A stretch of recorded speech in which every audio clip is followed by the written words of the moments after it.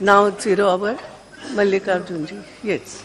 Madam speaker, एक मैंने जो एक नोटिस दी है एडजर्नमेंट मोशन के तहत, आपने तो उसको रिजेक्ट किया, लेकिन मुझे बोलने का मौका तो दिया, इसलिए मैं आपका धन्यवाद करता हूं। The recent spate of racial motivated attacks, specially the brutal murder of Indian citizens Srinivas Kuchibhotla, Deepa Rai, Hansi Patel, Devendra Singh and others in the United States of America last week is deeply disturbing. Indian citizens and people of Indian origin across the nations are being killed, threatened and told to leave the country. While the government and the Prime Minister remain totally silent in either condemning these attacks or escalating the issue to the highest diplomatic levels. The NDA government has no strategy to address these hate crimes and has completely failed to secure the safety and well-being of its Indian citizens and diaspora.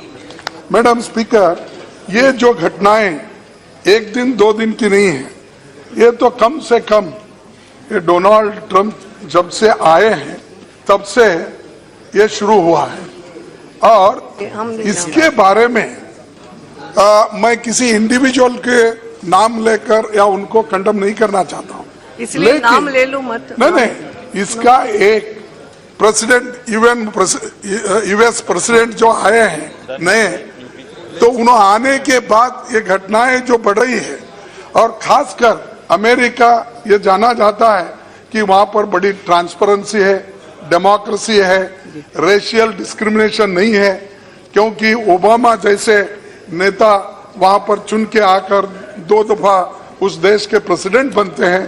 तो ऐसी छवि एक तरफ है, दूसरे तरफ ये छवि है कि पूरे दुनिया में सबसे ताकतवर देश अमेरिका है। तो ऐसे ताकतवर देश में, और जिस देश में डेमोक्रेसी के लिए जो 400 साल पहले वहां पर जो डेमोक्रेसी कायम हो गई है, ऐसे जगह पे अगर हमारे नौजवान मारे जा रहे हैं और हमारे कम से कम 1,70,000 स्टूडेंट्स वहां पर स्टडी कर रहे हैं और लाखों लोग एम्प्लॉयज हैं, और उनके माँ बाप को ये फिक्र है कि वहां पर हमारे बच्चों का क्या होगा जो नौकरी के लिए गए हैं एक तरफ, या हमारे को खुशी है कि हमारे लोग टेक्निकल एक्सपर्ट्स है, प्रोफेशनल एक्सपर्ट्स है, इसीलिए अमेरिका उनका इस्तेमाल भी कर रही है।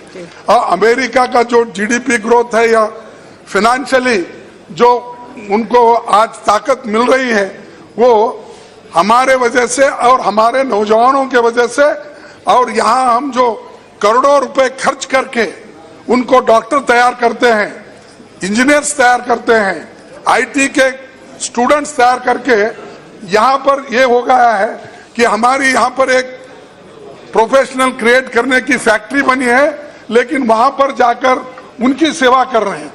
उनकी सेवा करने के बावजूद भी अगर ऐसी हालत वहां पर है और उनको मारा जा रहा है, दिन दहाड़े उनको गोलियां मार रहे हैं, और हर एक को देखकर चुन चुन के यहाँ से निकल जाओ और आपकी जरूरत नहीं है, आप हमारे एम्प्लॉयमेंट ले रहे हैं, ऐसी चीजें जो वहां पर हो रही है, इसके लिए मोदी सरकार चुप्पी क्यों साधी है, मैं पूछना चाहता हूं।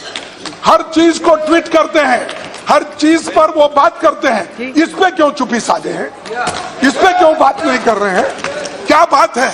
अरे जब वो आते हैं तो आप गला लगा देते हैं, जब कोई चाइना का आता है तो झूले में बैठते हैं। तो ये जो चीजें आप करते हैं, तो ये जो इसीलिए मैं ये चाहता हूं कि इसकी वजह क्या है, क्यों आप अब तक खामोश बैठे हैं?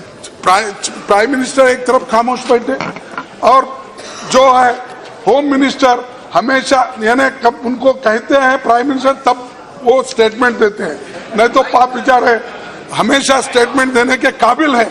लेकिन यहाँ पर ऐसा घिराव हो गया ये लोकतंत्र का। लोकतंत्र में ऐसे सिर्फ क्यों? एक आदमी बोलता है, दूसरे कोई किसी को बोलने नहीं देते। इसीलिए ये मुश्किल क्या होगा, गया ना। कोई चीज वहाँ पर होती है तो आपने उसके बात ऊपर उठाई, हो गया। तत्पर से बोल नहीं सकते। तो मैं ये चाहूंगा कि प्राइम मिनिस्टर जवाब दे, क्योंकि फॉरेन मिनिस्टर आज उनकी सेहत ठीक नहीं है। हम ये चाहते थे कि वो आके करें, लेकिन मैं ये नहीं चाहता। लेकिन प्राइम मिनिस्टर खुद आए, ये कहे, क्योंकि वो खुद ही फॉरेन इतने देश घूमे हैं, सबको मालूम है।